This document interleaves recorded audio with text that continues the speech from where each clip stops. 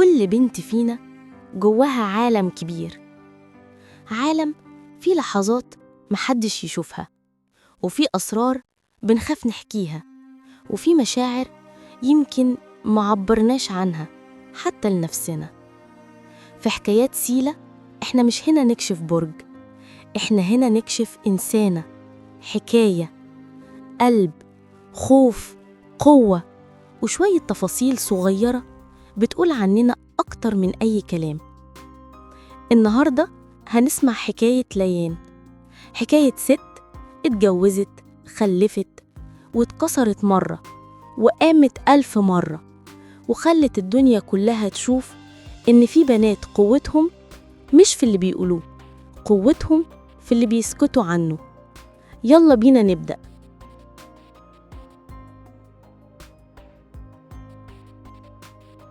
ونسمع ليان وهي بتحكي لنا عن نفسها. أنا ليان، 32 سنة، ست متجوزة وأم لطفلين. يمكن صوتي هادي بس جوايا حاجات كتير ما اتقالتش. عمري ما كنت بحب الكلام الكتير، أنا بتغير بالهدوء واتوجع بالهدوء وأقوم تاني برضو بالهدوء. من وأنا صغيرة كنت بحب الثبات، كان بيطمني. التغيير المفاجئ كان بيقلقني، بيخلي دقات قلبي تبقى أسرع، كأني في لحظة مش لاقية الأرض تحت رجلي. بحب أفهم أنا واقفة فين، وما بحبش المفاجآت. لو وعدت أوفي، ولو حد وعدني وما وفاش جوايا حاجة بتتكسر وما بتتصلحش بسهولة.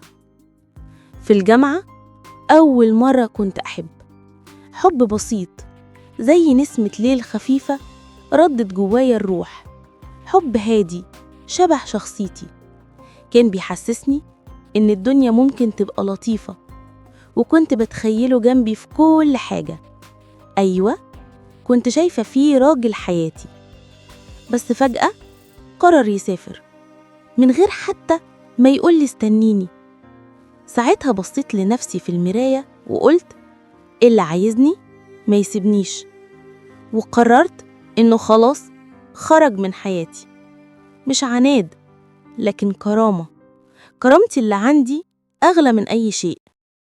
ودايما بشوف إن وجع الكرامة أفظع من وجع إني أتحرم من مشاعر ساكنة جوه قلبي. وأول درس فهمته إن قلبي كبير بس مش باب مفتوح لأي حد. عدت سنين وتقدم لي راجل ما كنتش بحبه، لكنه كان ثابت وكلمته واحدة.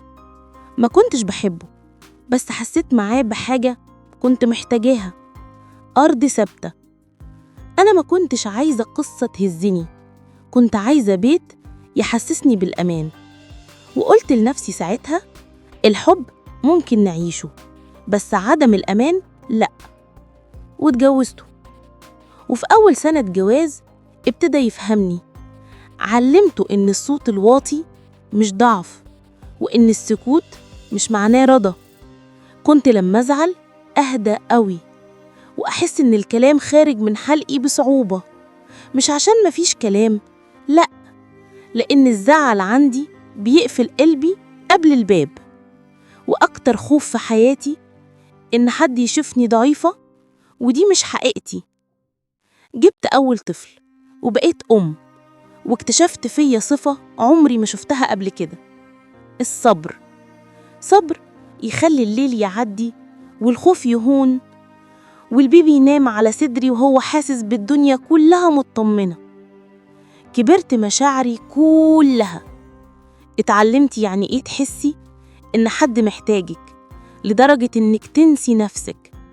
كنت اقوم بالليل 10 مرات ومحدش يعرف، لأ كنت بعيط في الحمام وهي نايمة ومن غير ما افهم ليه، لكني كنت ارجع اضحك لما تصحى. الصبر عندي بقى زي النفس، يطلع ويدخل لوحده. كنت بعمل كل حاجة بإيديا، مش عشان بحب الشغل، لكن عشان أحس إني مش محتاجة حد. ده نقطة ضعفي ونقطة قوتي في نفس الوقت. جوزي بيحبني بطريقته، بس طريقته ساعات بتجرحني. بزعل لما يعدي كلامي، لما ينسى حاجة أنا شايلها في قلبي، لما يعدي مناسبة كأنها يوم عادي. ساعتها بحس بإيد بتضغط على صدري. بيعصبني، بس ما بزعقش، بقوله بهدوء لو سمحت خليك ثابت في كلامك. وعارفين الكلمة الصغيرة دي وراها بحر مشاعر محدش يشوفه. عارفين في يوم قابلت حب زمان كان واقف قدامي وشايل ابنه، والوهلة رجعت كل السنين. حسيت قلبي اتشد واتفك واتلخبط، بس لما بصيت لولادي ولقيت جوزي مستنيني حسيت بحاجة غريبة. حسيت إني مالكة الدنيا بحالها وهم جوه حضني. الحب أوقات بيبقى حلم، أنا اخترت الصح اللي يناسبني. الحب مش دايم، بس الأمان واقع لما تلاقيه ما تفرطش فيه. وأنا اخترت الواقع اللي يريح قلبي، حتى لو كان مع راجل هو اللي حبني الأول مش أنا.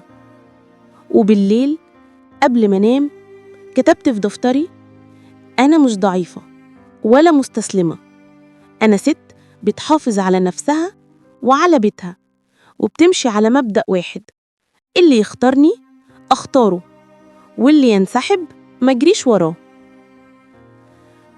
ليان، من كلامها، من صمتها، من خوفها على نفسها، ومن حبها اللي ثابت وما بيتهزش، ومن عنادها اللي مش صدام، عناد هدوء، عناد إحساس، ومن صبرها اللي يتحط عليه دهب، نقدر بسهولة نقول إنها بنت من بنات برج الثور. بنات برج الثور مشاعرهم تقيلة، مش عشان بيخافوا يقدموها، لكن عشان لما بيقدموها كاملة. قلبهم بطيء في التغيير بس ثابت في العشرة.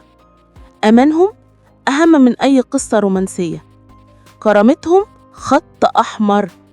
وعنادهم إيه؟ مش عناد، ده تمسك باللي حسوا إنه صح. ولو اتأذوا بيقوموا، مش بسرعة بس بيقوموا أقوى بكتير من قبل.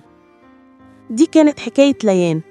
لو عجبتكم الحلقة ما تنسوش اللايك، وتكتبولي في الكومنتات إيه أكتر صفات فيكم شبه بطلة حلقتنا ليان. واستنونا في حلقة جديدة وصوت جديد وحكاية جديدة من حكايات سيلا. انتي برج إيه؟